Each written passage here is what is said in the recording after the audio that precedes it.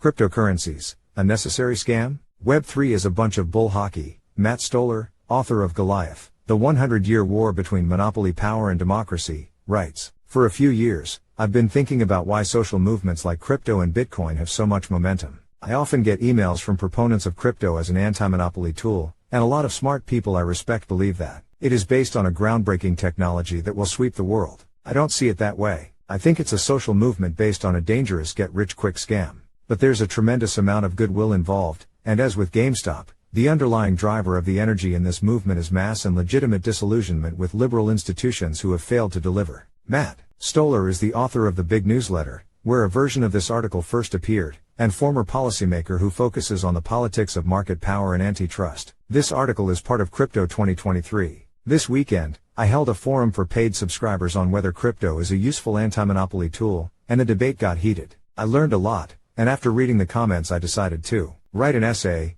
because it seems like there's a lot of confusion about what crypto is and what it's for. December 8th, for instance, there's a hearing in the U.S. House Financial Services Committee on the crypto, with lots of talk about innovation along with warnings about risks and regulation. While useful, such traditional financial reform chatter obscures the far more interesting political debate that crypto has brought to the surface of our society about finance, monopoly and the state itself. To explain what is going on, I think it helps to start with a historical analogy, the state that always seems to be a critical ingredient of every financial crisis, Florida. In particular, Florida in the 1920s. In the early 1920s, just after a horrific war and decades of reform that ended in cynicism, a wave of speculation occurred around land in Florida. Thousands of disillusioned Americans in the Northeast sought to get rich quick, like the mushroom millionaires who had profited in the Great War that killed so many. These speculators used financial instruments and easy money, the equivalent of deregulation, to gamble massively across the economy. The mania became so insane that there was speculation over land lots in the city of Nettie, Florida, a city which later turned out not to exist. Eventually, the bubble popped. First, multiple hurricanes hit the state. The stock market did the rest by crashing in 1929.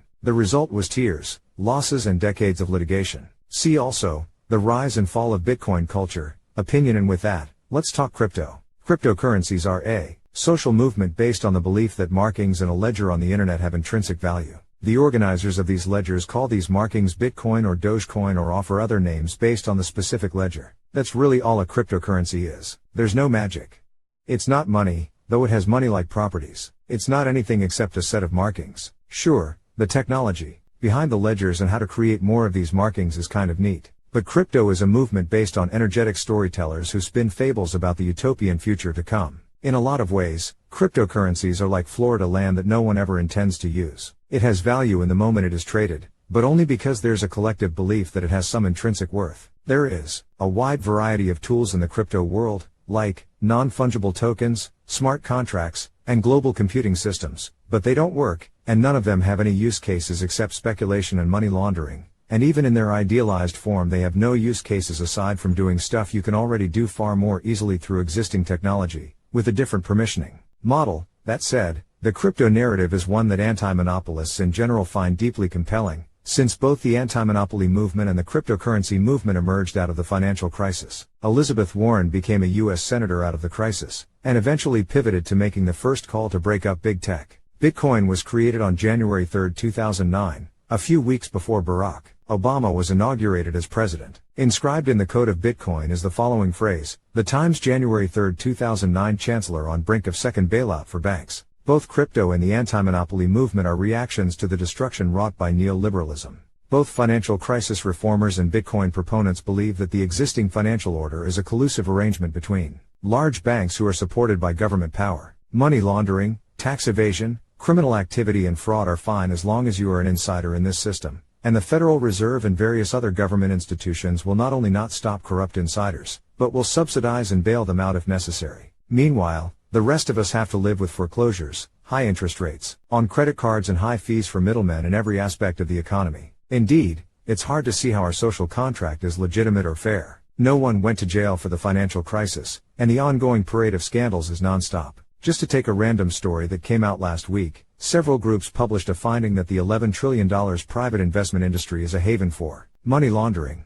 We all know there will be no state reaction to fix this. So what is to be done? The traditional populist view is that we should reform our social order through politics, things like mass education, elections, and civic engagement. That's how Elizabeth Warren sees the world. She wants to strengthen the state so it can restore the social order, one that will tolerate less cheating and will involve the rule of law applied to the powerful. The crypto response is different. The crypto response is to reject the social contract itself as irredeemably corrupt. Their goal is put pressure on the state itself by creating a money-like instrument outside of the public rules-setting capacity of the government. This is framed in the name of consumer choice, as in the state shouldn't be able to boss you around and tell you what you can do with your money. After all, it's yours, and anyone who doesn't buy into this idea is inherently defending a set of collusive bailout-friendly institutions that we sometimes call liberal democracy. But core to having a state, even a democratic one, is the ability to ban things and use coercion to enforce such a ban. Societies and social contracts are built on cooperative mechanisms, but also barriers and enforceable rules. In this framework, the argument of crypto proponents makes no sense. It is basically, you can't tell me not to have access to a money-like mechanism, even if the point of this instrument is to defraud people or engage in ransomware attacks, and even if we know that the ultimate endpoint is a giant collapse when people trapped in a liquidity crisis find out that there is no lender of last resort for Bitcoin or any of the other cryptocurrencies. If you do,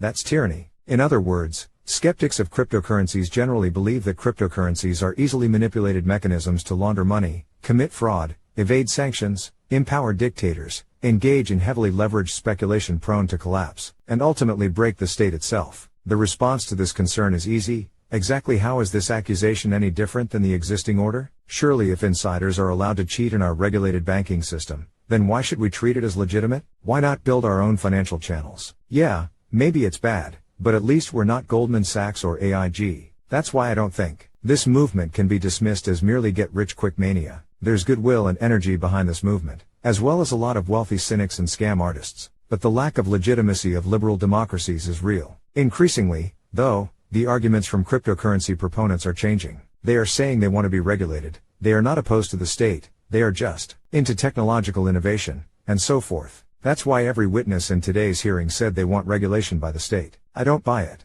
We're in new stage, where some very scary people are taking over monetary politics. If crypto boosters sought aggressive reform of the existing financial order, democratizing the Fed, clamping down on big banks, and so forth, and said that until that happens, they will pursue alternative currencies, that would be one thing. But that's not at all how the politics of crypto works. In Washington, D.C., those who oppose the bailouts and sought to break up the banks, the reformers, are the most skeptical of cryptocurrencies. See also, probably nothing. Why people still hate crypto. Opinion. Meanwhile, the pro-crypto lobby includes men like Pat Toomey, the most pro-bailout and pro-Fed politician in D.C., and is financed by libertarian billionaire Mark Andreessen, a key force behind the rise of Facebook. Led by the leaders of Miami and New York City, a wave of mayors are actively trying to fuse cryptocurrencies to local governments, with Miami Mayor Francis Suarez asserting that these are natural resources and telling voters they may never have to pay taxes. The amount of utopian, crap, and fake promises on a technology that doesn't really work as anything but a speculative bubble and money laundering device should be a big red flag.